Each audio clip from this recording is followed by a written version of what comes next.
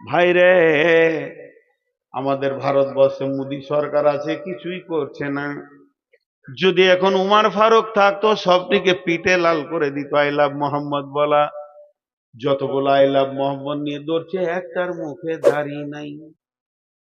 মোহাম্মদ সাল্লাল্লাহু আলাইহি সাল্লামকে চেঁচে ফেলে দিয়েছে, মুখে দাবি করছে আই লাভ মোহাম্মদ। চলবে না বন্ধুরে, চলবে না, চলবে না, চলবে না। তার কারণ আমার বডিতে নবী মুহাম্মদ সাল্লাল্লাহু আলাইহি সাল্লাম থাকবে, তবে আমি বলবো আই লাভ মোহাম্মদ। আমার এই যা দাড়িটা, এটা কার কাছে পেয়েছি? এটা আমি রেখেছি। এটা কার কাছে পেয়েছি? আমি নবী মুহাম্মদ সাল্লাল্লাহু আলাইহি সাল্লামের কাছ থেকে পেয়েছি। এই যে দাড়িগুলো কটা হালকা হয়ে ছোট হয়ে গেছে, আমি কাটতে পারছি না কেন? আমি নবী মুহাম্মদ সাল্লাল্লাহু আলাইহি সাল্লামকে ভালোবাসি, তিনি আমাকে পারমিশন দেয়নি, তাই আমি কাটিনি। আমি বলবো মুহাম্মদ সাল্লাল্লাহু আলাইহি সাল্লামকে ভালোবাসি, শুধু মুখে বললে হবে না। একটা ছেলে ছিল মদিনাতে, ওর নাম ছিল খোরাইম। খোরাইম, খোরাইম। আল্লাহ রসুল একদিন মসজিদে নববীতে বসে বসে বসে বসে আলোচনা করতে করতে করতে করতে মদিনার কোন ছেলেটা কেমন, কোন ছেলেটা ভালো, কোন ছেলেটা নেককার, কোন ছেলেটা নামাজি পরহেজগার, বলতে বলতে নবীজি খোরাইমের নাম করলো। খোরাইম খুব ভালো ছেলে, ঠিক টাইমে টাইমে নামাজ পড়ে, খুব সুন্দর ইবাদত করে। খালি দুটো জিনিস ওর খারাপ, লম্বা চুল রেখেছে, মাস্তানি চুল, আর টাকনুর নিচে কাপড় পরে। এই দুটো যদি ভালো হয়ে যেত তাহলে ওই ছেলেটা অনেক ভালো। ওই সাহাবিটা যে শুনেছে রসুল বলছেন খোরাইম ভালো, খালি দুটি কাজ ওর খারাপ। স্বামী ঘুরতে ঘুরতে একদিন খোরাইমের সঙ্গে দেখা হয়ে গেল। যখনই দেখা হয়ে গেল, খোরাইমকে বলছে, খোরাইম রে, তোর ব্যাপারে রসুল মসজিদে নববীতে আলোচনা করছিল। এইদিকে ধ্যান দেন, এইদিকে ধ্যান দেন। আজাজিল শয়তান এসছে এখন। যখন কথা দামি হবে জেনে নেন আজাজিল শয়তান এসছে। আর ওই যে লাফাঙ্গার গুলো আছে, ওর এজেন্ট। প্রতি জালসাই ওরা যাবে আর ঝগড়া বাঁধাবে, দিয়ে একটা হইচই করবে। আল্লাহর রস্তে হাতগুলো ধরে বলছি, লাফাঙ্গারদের দিকে মাথা দিবেন না, এইদিকে ধ্যান দেন। খোরাইম রে, খোরাইম বলে কি, আরে মসজিদে নববীতে বসে বসে রসুল তোর ব্যাপারে বলছে ভালো ছেলে। ওর কলজেটা বড় হয়ে গেল। হ্যাঁ ঠিক নাকি বলছিল, হ্যাঁ তোর নাম ধরে বলছে তুই ভালো। খালি আল্লাহ রসুল বলছে দুটো জিনিস ওর খারাপ, তোর মুখটা ঝুসে গেল। খুশি যতটা হলো ঝুসে। কি খারাপ বলছে? বলছে তুই টাকনুর নিচে কাপড় পরিস, আর ওই যে চুল রেখেছিস মাস্তানি, যেটা সুন্নত নয়। আমার রসুল এই দুটো অপছন্দ করেছে। খোরাইমান নাপিত খানা গেল না, বাড়িতে গিয়ে নিজের মাথার চুলকে নিজে ধরছে আর চাকু দিয়ে আর কাটছে। বলছে, ওরে চুল রে, তোর মতো চুলকে আমি রাখবো না, যেহেতু আমার রসুল নারাজ হয়ে গেছে, এ চুল আমি রাখতে পারি না। নিজের কাপড়টাকে এমনি করে চাকু দিয়ে কেটে ফেরে চুলে ফেলে দিল। তুই কাপড় আমার রসুলকে নারাজ করে দিয়েছিস। এই লোকটা কবরে বলবে, মান নবিয়ুকা, নবী মুহাম্মদুর রাসূলুল্লাহ। খালি মুখে লয়। আমাদের দেশে, পশ্চিমবঙ্গের নাম বলবো না, একটা জায়গা আছে যেখানে জালসাতে কাওয়ালি হয়। জালসাতে কাওয়ালি হয়, মালটা বিরেলি মাল ওর আর কি। আমিও গেছি ওই এলাকায় দুবার জালসা করতে, আর যাই না এখন। তো একটা বক্তা উঠবে, একটা কোয়ালি হবে। তো বক্তাকে বসিয়ে দিয়েছে, আর এখানে কোয়ালি হচ্ছে। খুব টানানা টানানা, খুব মজবুত লেগে গেছে। এবার কোয়ালিওয়ালা সুর লিছে, সুর লিতে লিতে কি বলছে দেখেন। জিসকে দিল মে आ जिसके दिल में, जिसके दिल में मोहब्बत रसूल नहीं, वो मोमिन नहीं, मोमिन नहीं, मोमिन नहीं। কথাটা সত্য। যার দিলে রসুলের মহব্বত নাই, ও কোনোদিন মমিন হতে পারে না। আর নিজের থেকে, নিজের মা বাপ, ভাই বোন এবং নিজের জান থেকে রসুলকে ভালোবাসতে হবে।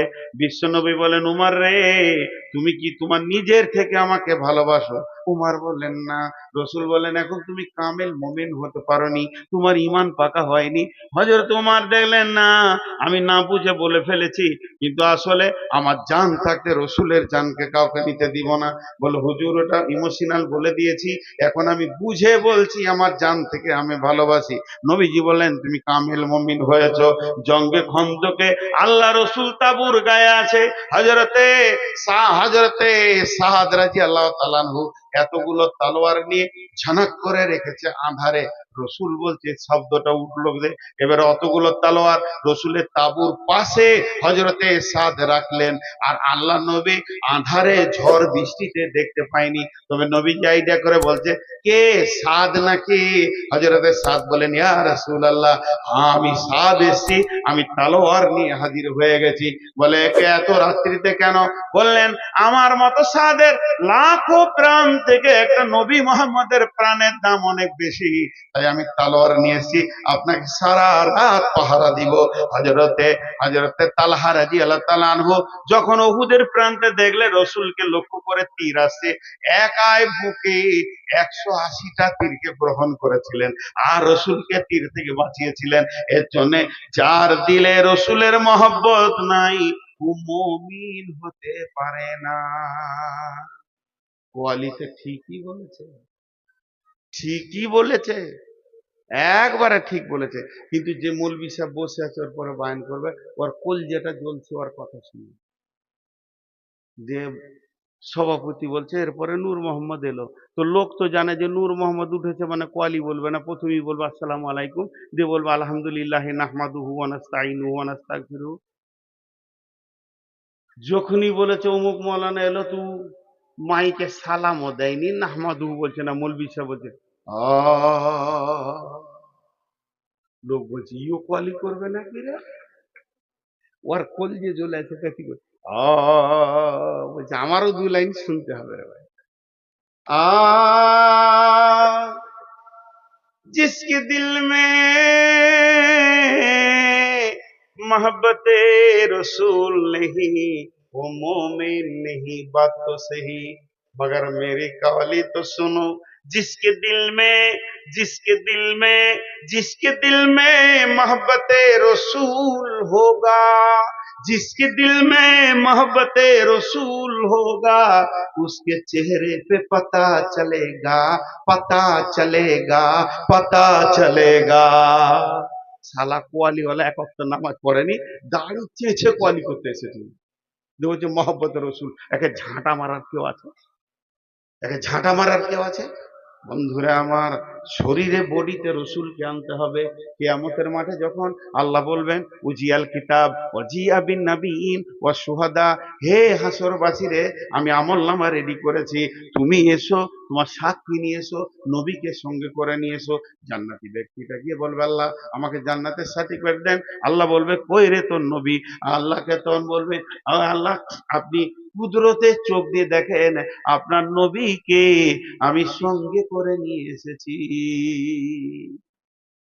সভাপতি এবার ঘড়ি দেখছে, মনে মনে ভাবছে বক্তা কি রিং টালাছে নাকি রে, এখনো ছাড়ছে না। জি ছেড়ে দেবো, কি আদায় করতে পারি? আদায় করব, করব। আপনাদের এই লোকগুলো যতগুলি বসে আছেন, আল্লাহর হস্তে সকলকে একটা কথা বলছি। আমার বক্তব্য শুরু থেকে শেষ পর্যন্ত আমি একটা বিষয় ছিলাম, কবর। গোটা বক্তব্যটা 1 মিনিটে বলবো। কবরে যেতেই হবে, সল জব হবে, উত্তর দিতেই হবে। কবর একটা এমন যাঁচের জায়গা, যেখানে আপনাকে চেক করে ছানবিন করে আপনার ইমানের সমস্ত কিছু চুন চুন করে বের করে নেবে, তারপরে পরপরে আপনার রাস্তা দেখিয়ে দিবে জান্নাত না জাহান্নাম। এই কবর হলো একটা জান্নাতের সুলঙ্গ, জান্নাতের টুকরো, আর জাহান্নামের সুলঙ্গ, জাহান্নামের গর্ত। এই জিনিসটা আমাদেরকে ভাবতে হবে। তাই কবরের জন্য বারবার রসুল জানাজার কথা বলেছেন, তোমরা জানাজায় যাও, জানাজায় নেকি নাও, নেকি নাও। কবরে জিয়ারতের করা আছে। এখন তো কবর জিয়ারত আমরা ছেড়ে দিয়েছি। কবর জিয়ারত করলে আমি যদি আমার বাপের কবরকে যাই আর ঘরে দোয়া করি, আমার বাপের জন্য একই ব্যাপার। আমি যদি এখান থেকে দোয়া করি, আল্লাহ আমার বাপের কবরটাকে জান্নাতুল ফেরদৌস বানাও, আমার মায়ের কবরটা জান্নাতুল ফেরদৌস বানাও, যে নেকিটা পাবে কবরের পাশে গেলে ওই নেকিটাই পাবে। তাহলে মুর্দার লাভ নাই। কিন্তু যে ব্যক্তি জীবিত লাভ আছে, কবর দেখলে হৃদয়টা ভয় হবে, গর্তগুলো দেখলে আমাকেও এখানে আসতে হবে, এই আক্কেলটা খুলবে। এর জন্য মাঝে মাঝে কবর যাওয়া ভালো। টাকা নিয়ে দুনিয়া সফর করলাম, কিন্তু একবার কবর সফর করলাম না। যতগুলি লোক বসে আছেন, আমি ঘড়ি দেখছি, আপনারা ঘড়ি দেখেন, আমি 5 মিনিট টাইম নিলাম, 5 মিনিট, আর সকলের হাতগুলো ধরে বলছি ভাই উঠবেন না। আমাকে তো হাত পাই ধরতে হয়, আমি শেষ বক্তা, আর কোনো বক্তা নাই। তা 5টা মিনিট আপনারা আমাকে দেবেন, আমি খুশি হয়ে যাব। এই জন্যে আপনারা একজনও উঠবেন না। বাপ বলছি, ভাই বলছি, ছোট ছেলেদেরকে, বাব্বা, বাবা, সোনা, মানিক, আর মা বোনেরা যে বসে আছেন, সকলের কাছে আমি একটু হাত জোর করে আপনাদের কাছে ভিক্ষা চাইছি। 5 মিনিট, 5 মিনিট আপনারা ঘড়ি দেখে নেন, আমিও ঘড়ি দেখে নিলাম। এই 5 মিনিট মাদ্রাসার জন্য কিছু করতে হবে। যদি না করি তো মাদ্রাসাটা তো অন্যদিকে চলে যাবে। এত বড় আয়োজন, এত কষ্ট, কমিটির এত দৌড়ঝাঁপ, আর মাদ্রাসা যদি কিছু না পায় তো ভুল হবে। আমি যেটা বুঝাতে চাইলাম সেটা পারলাম কিনা একবার জিজ্ঞেস করছি। জানাজাতে এত লোক দিয়ে ডাকা হচ্ছে এই জন্যই, তুমি একটা জীবিত ব্যক্তি মৃত হয়ে কি করে পৃথিবীর সম্পদ আত্মীয়র বাঁধন কেটে কবরে ঢুকলো, ওইটা দেখো। ওইটা দেখলে তুমি মসজিদের দরজাটা খুঁজে পাবে, তুমি মসজিদের দরজাটা খুঁজে পাবে। তোমার মাস্তানি থেকে তুমি ঘুরে আর লাফাঙ্গাকিরি করবে না, এখন তুমি রাস্তা খুঁজে পাবে। মৃত্যু ব্যক্তিকে কবরে জোয়া দেখার পর, মৃত্যু ব্যক্তিকে কবরে জোয়া দেখার পর, একটা জীবিত ব্যক্তি মরে কি করে কবরে ঢুকলো, এই দৃশ্যটা দেখার পর কোন জীবিত ব্যক্তির যদি বিবেকের হুঁড় কাটা না খুলে, বিবেকের দরজাটা না খুলে, এখনো যদি ও মসজিদ খুঁজে না পাই ওই দৃশ্য দেখার পর, বলো ওকে পৃথিবীর কোনো মৌলানার, মুফতি আর মাদ্রাসা নাই যে ওকে হেদায়েত দিয়ে দেয়। ওর সিল মরে গেছে। এই পায়ে ফোল্ডিং নেই, দুটাকে বসাচ্ছি, দুটা দাঁড়িয়ে থাকছে, চেয়ারটা দিব নাকি, আমি নিচে বসবো? কেন রে বাপ এসে দাঁড়িয়ে থাকছেন কেন? ওটা কি সুন্নতে মক্কাদা?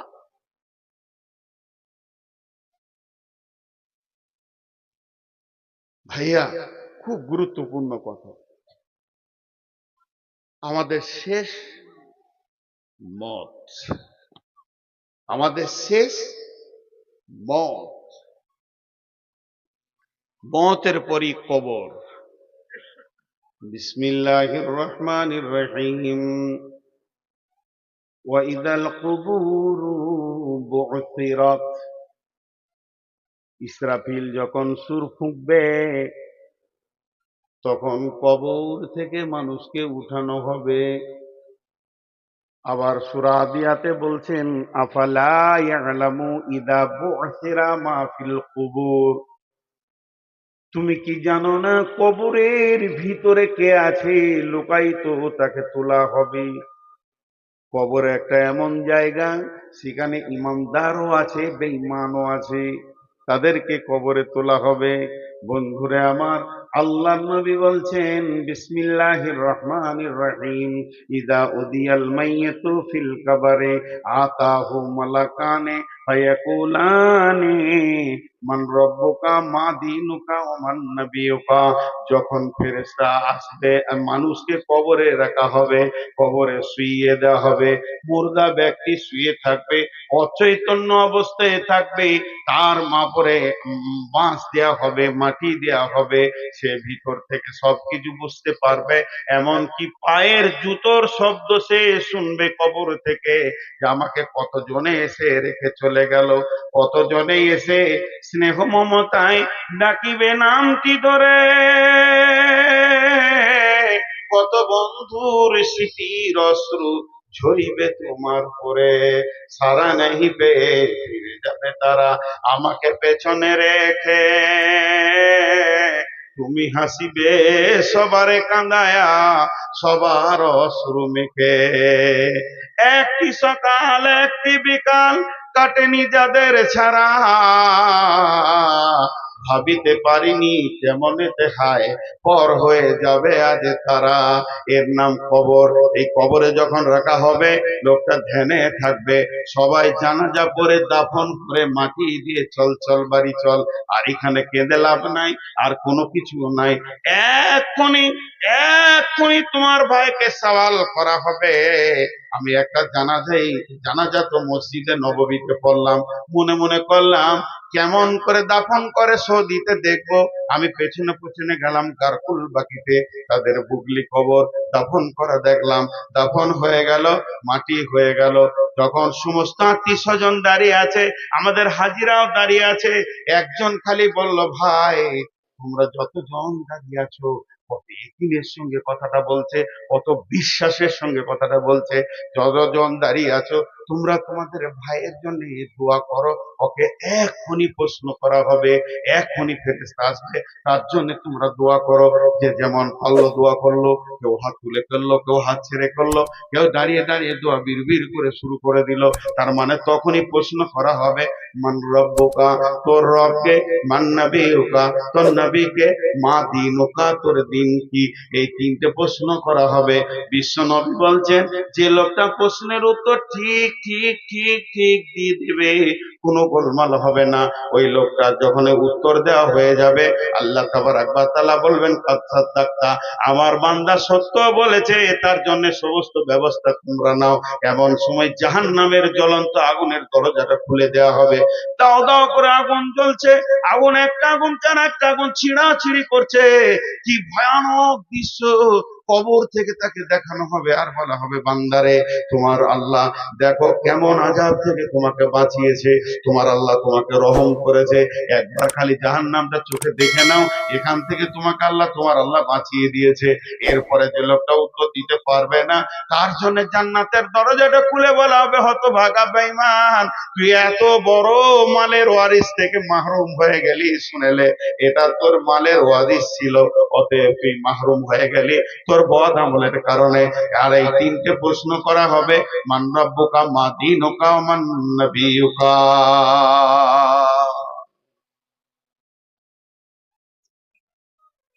কবর এমন একটা জিনিস যে মানুষের সমস্ত চেতনার দরজা খুলে দেয়। কবর এমন একটা জায়গা, আপনার সাথে কেউ থাকবে না, আপনি একা, আপনি একা, সেদিন একা। জি, কবরে আযাব হবে। মাঝে একটা কথা বলে দিচ্ছি, কবরে আযাব সত্য। বিশ্বনবী হেঁটে সাওয়ার হয়ে, ঘোড়াতে খচ্চরে সাওয়ার হয়ে যাচ্ছিলেন, দুটা কবরে আযাব চলছিল। খেজুরের ডাল নিয়ে দুটা কবরে দিলেন, আর বললেন যতদিন ডালটা না শুকাবে কিছু আযাবটা হালকা হবে, মাফ হয়ে যাবে নয়। তার মধ্যে একজন গীবত করেনেওয়ালা আর একজন পেচ্ছাবের ছিটা লেগে যেত, অত খেয়াল করতো না। আর এখনকার ছেলে পেচ্ছাব করে পানি নেই না, পেচ্ছাব করে পানি নেই না। আম্মা জান আয়েশা রাদিয়াল্লাহু তাআলা আনহা ঘরে আছেন, বিশ্বনবী নাই। একটা ইহুদিদের মেয়ে ভিক্ষা করতে এসেছে। মেয়েটা হলো ইহুদিদের। আম্মা জান আয়েশাকে বলতেন, আম্মা জান আয়েশা কিছু খাবার আছে কি? আম্মা জান আয়েশা বলছে, ঘরেতে কিছু নাই। অনেক খুঁজে আমি দুইটা খেজুর পেলাম, এই দুটি খেজুর এনে ইহুদির মেয়েটার হাতে দিলাম। যখনই মেয়েটা আমার খেজুরটা পেল, আমার খেজুরটা পাওয়ার পর ওই মেয়েটি আমাকে দোয়া দিল, রে আয়েশা, আল্লাহ তোমাকে কবরের আযাব থেকে মুক্তি দান করুন। আমি অবাক হয়ে গেলাম, কি কেমন দোয়া! বিশ্বনবী যখন বাড়িতে আসলেন আমি বললাম ঘটনাটা, ও দয়ার নবী গো, শুধুমাত্র দুটি খেজুর দিয়েছি, যার বিনিময়ে আমাকে দোয়া দিয়েছে আল্লাহ যেন কবরে আযাব থেকে তোমাকে মুক্তি দান করে। কবরে আযাব কি হবে? নবীজি বললেন, আযাব আল কবরে হাক্কুন, আয়েশা রে, তুমি কি জানতে না এতদিন কবরে আযাব হলো বড় কঠিন, এটা হক, এটা হক, এটা হবেই। আম্মা জান আয়েশা বলছেন, এরপর থেকে আমি খুব সূক্ষ্ম ধ্যানে খেয়াল করতাম নবীজি যে দোয়াগুলো ফিস ফিস করে পড়তো, তার ভিতরে বাড়িতে যে নামাজগুলো পড়েছে, নফল পড়েছেন, সুন্নত পড়েছেন, আবার তাহাজ্জুদ পড়েছেন, রসুল যখন দোয়া পড়তেন আমি খেয়াল করে দেখেছি এমন কোন নামাজ নাই যে নামাজে তাতে সুন্নত হোক, নফল হোক, ওয়াজিব হোক, যাই হোক, তাহাজ্জুদ হোক, যে নামাজে কবরে আযাব থেকে নিজেকে মুক্তি চাননি। আল্লাহ রসুল ওই দোয়াটা আমাদের জন্য দিয়ে দিয়েছে। আমরা যখন নামাজে তাসাহুদে বসি তখন বলি আল্লাহুম্মা ইন্নী আউযু বিকা মিন আযাবি জাহান্নাম ওয়া আউযু বিকা মিন আযাবিল কবরি ওয়া আউযু বিকা মিন ফিতনাতিল মাসিহিদ দাজ্জাল। এই দোয়াটা আমরা পড়ি। বিশ্বনবী প্রত্যেকটি নামাজের শেষে কবরের আযাব থেকে নিজেকে মুক্তি চেয়েছে।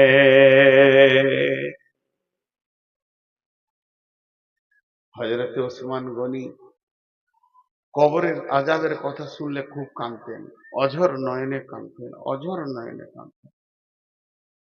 সাহাবীরা প্রশ্ন করলেন, আমিরুল মুমিনিন, আপনি জাহান্নামের কথা, পুলসিরাতের কথা, তারপরে জাহান্নামের আগুনের কথা, কঠিন আযাবের কথা শুনে যত না কাঁদেন, কবরের আযাবের কথা শুনে কেন বেশি কাঁদেন? হযরত ওসমান গনি বলেছিলেন, আখিরাতের প্রথম ধাপ হলো কবর। যে কবর থেকে বেঁচে যাবে সব জায়গায় বেঁচে যাবে, বিশ্বনবী বলেছেন। এর জন্য আমি কবরের কথা শুনলে বেশি কাঁদি। আমাদের ঈমান কত দুর্বল! এই কথাগুলো বলতে গেলে মনে হয় যেন নিজেকে খারাপ লাগছে, বলা ছেড়ে দিয়েছি। আগে খুব বলতাম, যখন ছেলে মানুষ ছিলাম, বয়স হয়নি, হাসির কথা বায়নে বলে দিয়েছি, এখন বলতে কষ্ট হয়। এটা তো হাসির মজলিস নয়, এটা কাঁদার মজলিস। এখন বয়স হয়েছে, অনুশোচনা এসেছে। এক যুগে অনুশোচনা ছিল না, তোলপাড় করার নিয়তে মানে সূচনা ছিল যে বায়নে তোলপাড় করবো। কিন্তু জি না ভাই, বলতে বাধ্য হচ্ছি, আমার মন চাইছে না। এখনকার গোরস্থানে যান, একটা লাশকে কবরে রাখছে, লাশকে শোয়ানো হচ্ছে, বিসমিল্লাহি ওয়ালা মিল্লাতি রাসূলুল্লাহ সাল্লাল্লাহু আলাইহি সাল্লাম, রাসূলুল্লাহ সাল্লাল্লাহু আলাইহি সাল্লাম পড়ছি, তাকে রাখা হচ্ছে। মাইয়াতকে বলা হচ্ছে, তুমি এতদিন সিপিএম ছিলে, তৃণমূল ছিলে, কংগ্রেস ছিলে, এসোসিয়েট ছিলে, তুমি মোর্চা পার্টি ছিলে, আর কি পার্টি ছিলে, আর কি পার্টি ছিলে, সব লাত মেরে দাও। তুমি হানফি ছিলে, সাফি ছিলে, মালিকি, হাম্বলি, শিয়া, সুন্নি, কাদরানি, চিশতিয়ানি, নকশবন্দি, তোমার হাজারকে লাত মেরে ঝেড়ে দাও। এখন তোমাকে শোয়ানো হচ্ছে মিল্লাতে রসুলের উপরে, তুমি নবী মুহাম্মদের উম্মতের রুলসে তোমাকে শোয়ানো হচ্ছে, তোমার হুঁশিয়ারিতে তুমি কাজ করো। এইটা দৃশ্য চলছে। আর ওই কবরের বাঁধে যে দাঁড়িয়ে আছে মাটি দিবে, ও আর একজনের সঙ্গে ইয়ারকি মারছে, হাসছে, হো হো হো করে হাসছে। এই দৃশ্য দেখেছেন? মাটি দিতে যে হাসা, আমাকে অবাক লাগে ওই লোকগুলোকে। আমি অনেক জায়গায় বলেছি, পাকুড়ে গিয়ে দেখবেন সকালবেলা একটা খাসিকে জবাই করে ওকে উল্টা দিকে ট্যাং করে ছুড়িয়ে দিয়ে ওর চামড়াকে খালিয়ে দিয়ে অর্ধেক মাংস কেটে নিয়েছে, নাড়ি ভুড়ি ঝুলছে, খরিদ্দারকে দেখাচ্ছে স্পেশাল মাল নিবি তাই, তিনটে ফের বাঁধা আছে। আর ওই সময় যে একজন বলছে আমার বাড়িতে মেহমান আসবে, 17 কেজি মাংস লাগবে, হবে? এমনি তিনটের দিকে তাকিয়ে বলছে হয়ে যাবে ভাই, হয়ে যাবে। কতক্ষণ সময় লাগবে? বলছে 20 মিনিটে বানিয়ে দিচ্ছি। তখন বলছে আমি হাটে থেকে আসি, বানাও। ওই অবস্থায় ওই তিনজনাতে আমের পাত খেয়েছে, কাঁঠালের পাত খেয়েছে, আর হুড়াহুড়ি করছে। ওরা জানে, ওরা জানে একটা সাইজ হচ্ছে, আর তিনজনাতে হুড়াহুড়ি করছে। এহ পশু, এর পশু, এর পশু, পশু বলে এটা সম্ভব। ওর অনুসূচনা জ্ঞানটা নাই, ভবিষ্যৎ বুঝে না। কিন্তু এই পশুটা একটা মানুষকে একটা কেক ধরিয়ে দেবো খাও, আর একটাকে ফাঁসি দেওয়া হবে ওর সামনে, তুমি কেকটা খাও, পানি খেলাও, তোমার এরপরে হবে, কেক খেতে পারবে ও? কিন্তু পারছে এখনকার মানুষ। একটা লাশ নামাচ্ছে আর একজন হো হো হো হো করে হাসছে, ইয়ার কি মারছে। বন্ধুরা আমার, কবর এমন একটা জায়গা, আল্লাহ তাবারাক ওয়া তাআলা বলছেন বিসমিল্লাহির রহমানির রহিম, আলহাকু মুত্তাকাসুর হাত্তা যুরতুমুল মাকাবির, কাল্লা সাওফা তা'লামুন সুম্মা কাল্লা সাওফা তা'লামুন, কাল্লা লাউ তা'লামুনা ইলমাল ইয়াকিন লাতারাউন্নাল জাহিম ثم لترونها عين اليقين ثم لتسألن يومئذ عن النعيم।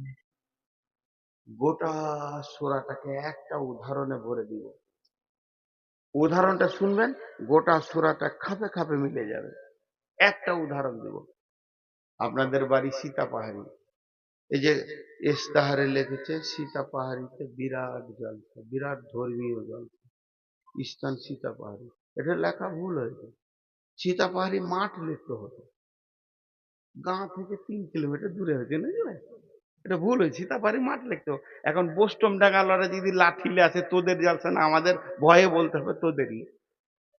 অর্ধেক চলে এসছে বোস্টম ডাঙ্গার কাছে, আর বোস্টম লাগালারা ডেট খুঁজছে আমার কাছে যে একটা দিন দিন খ্যাপা, এই মাইকে জুড়ে দিলেই হয়ে যেত 3টে মাইক, গোটা বোস্টম ঢাকা তোলপার হয়ে যেত।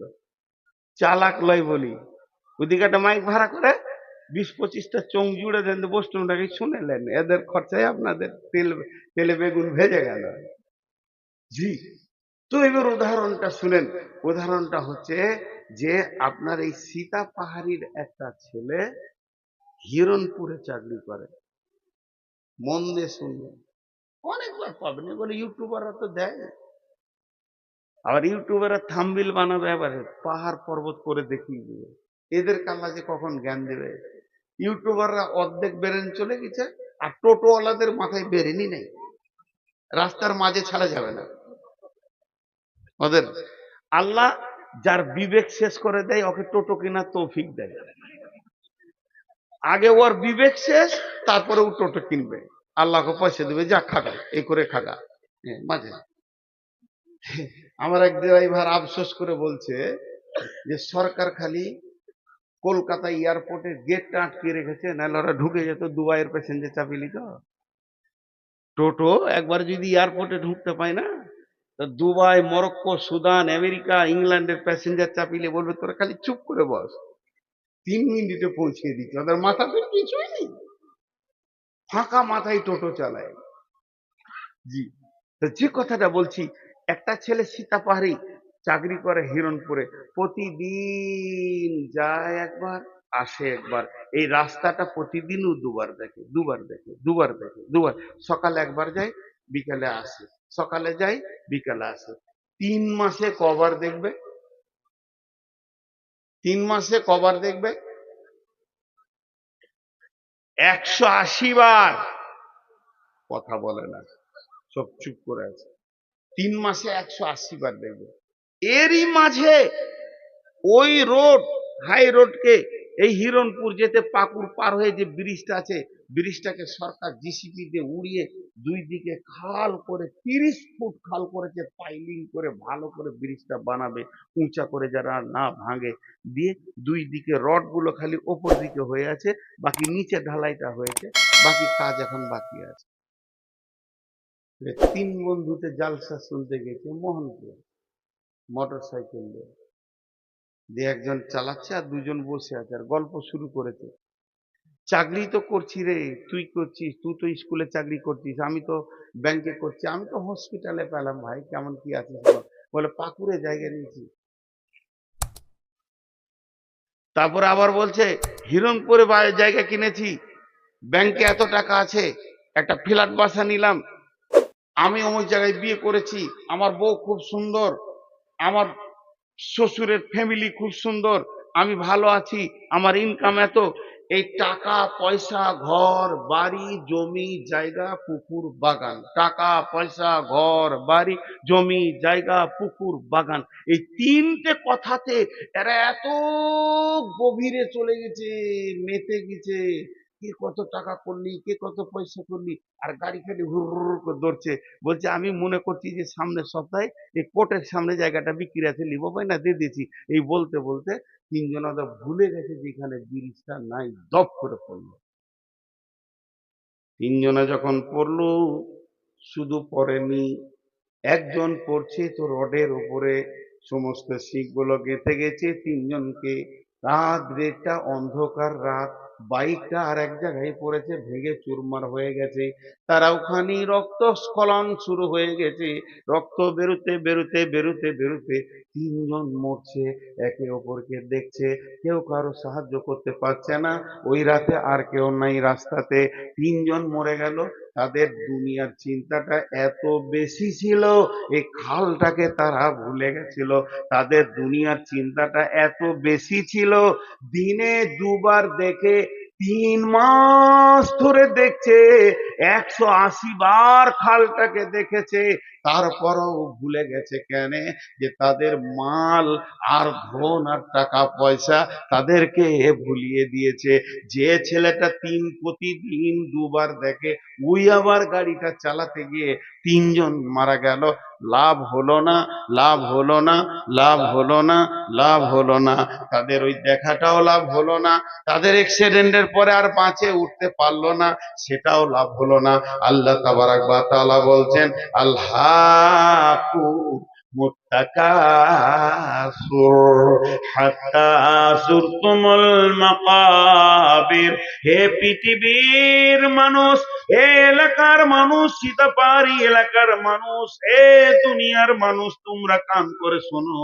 কবরকে কতবার দেখেছো একবার অঙ্ক করে দেখো।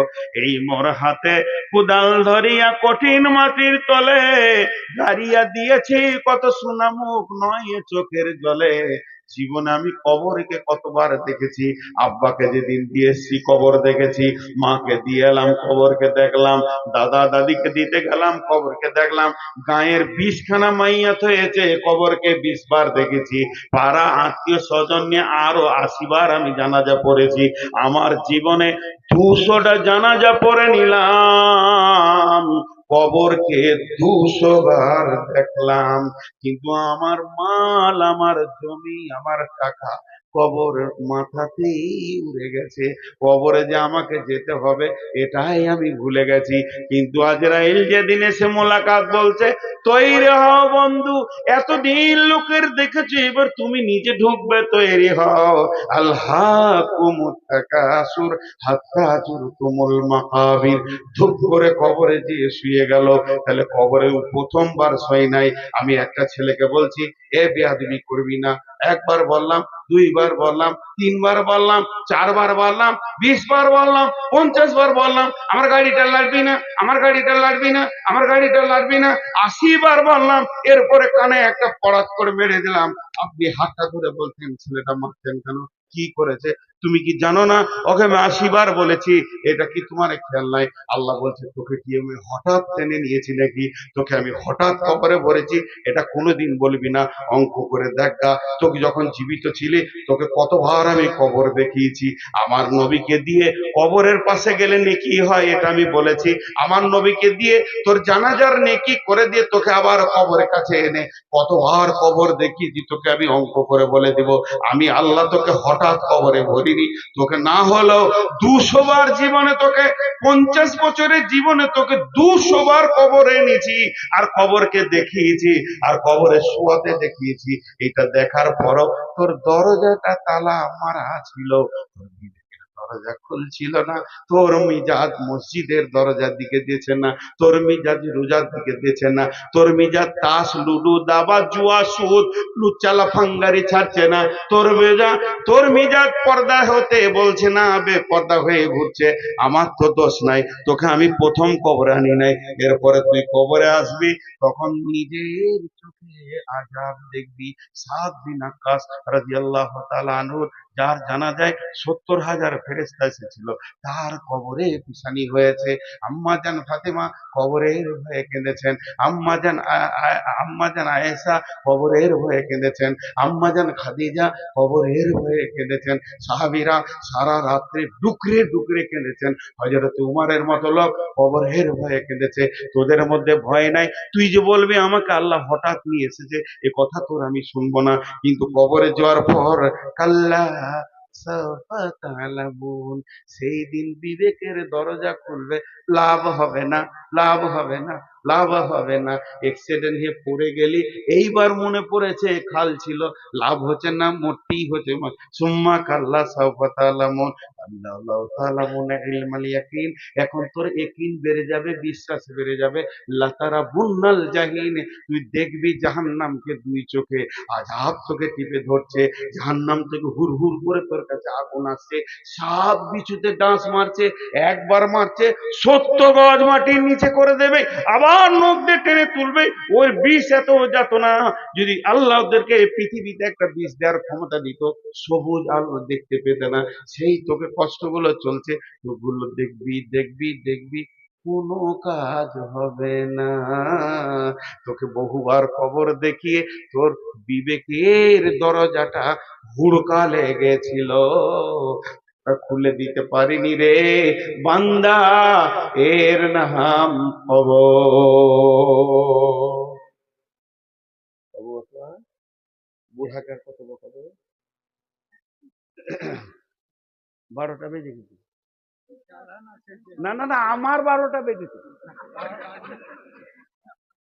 ঘড়ির 12টা বাজবে, ওটা আমি কেন বলবো? হুম, জি। একটা গল্প শোনাই, রাতে তো কাহানি শোনাই সবাই, ওদের 4 জন পালালো, ওরা 4 জন বলছে তোর 12টা বাজলো না, বলে আমাদের বেজেছে, তুই থাক আর তোর বাপ থাকুক।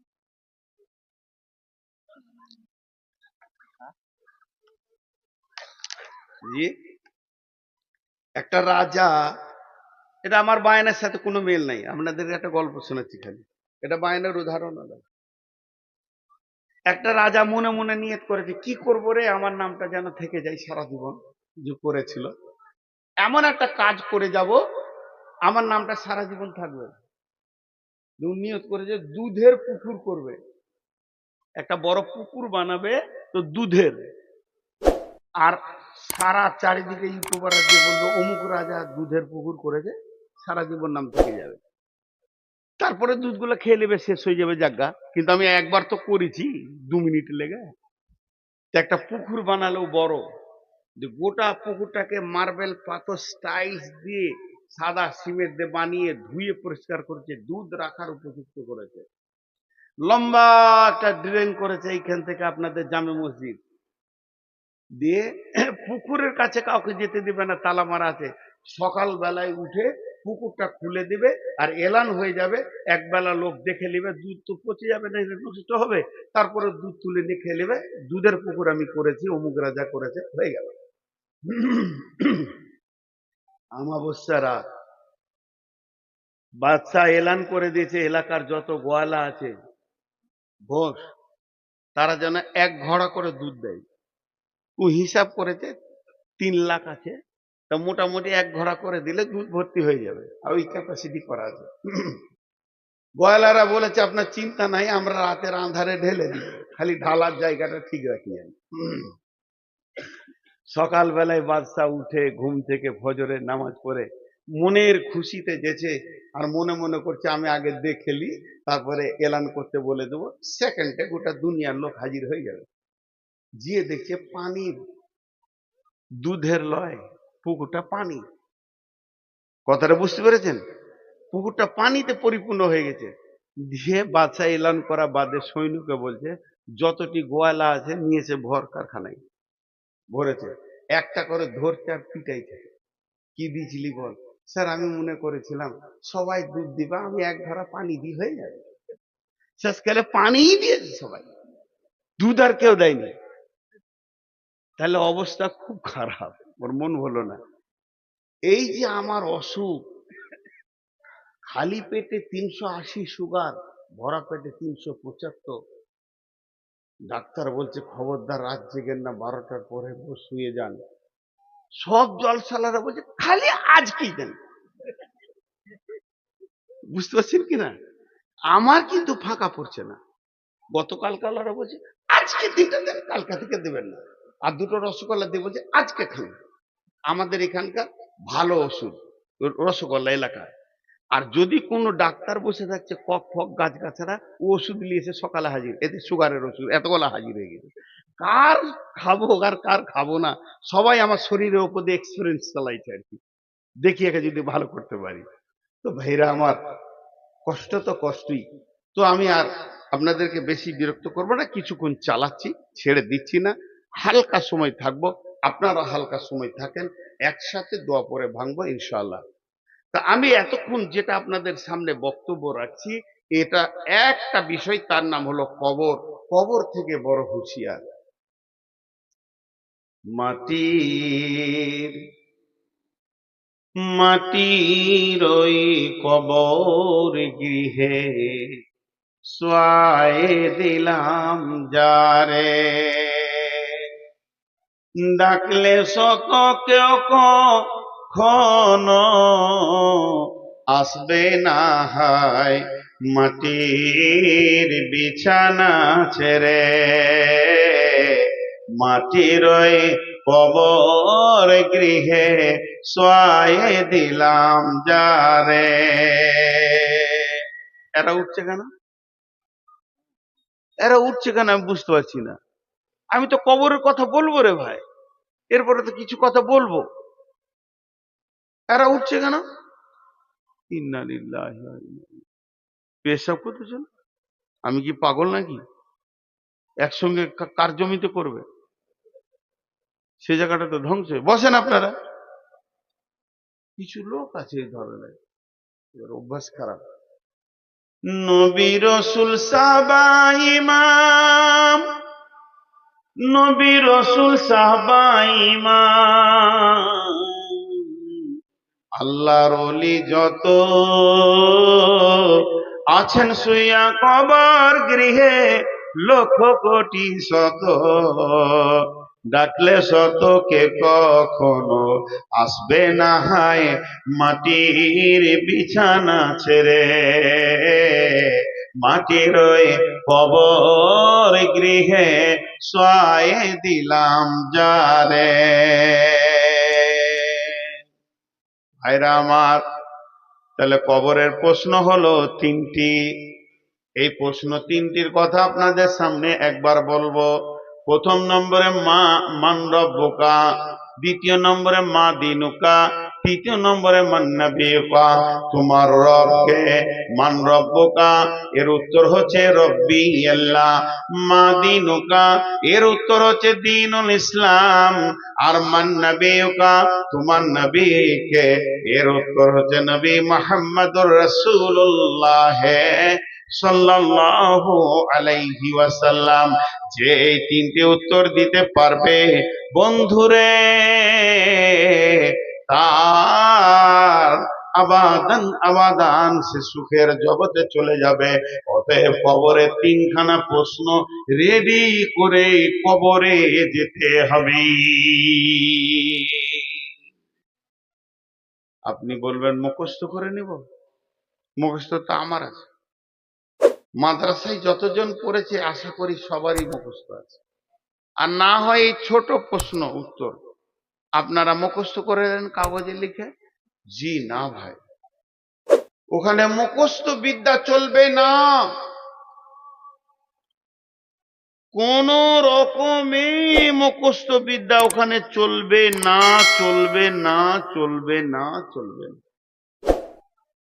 তাই যদি হতো যারা আরবি ভাষায় কথা বলে তাদের কাছে তো এটা কঠিনই নয়, আর যারা অন্য ভাষায় বলে তাদের কাছেও কঠিন নয়, মুখস্থ করে নেবে।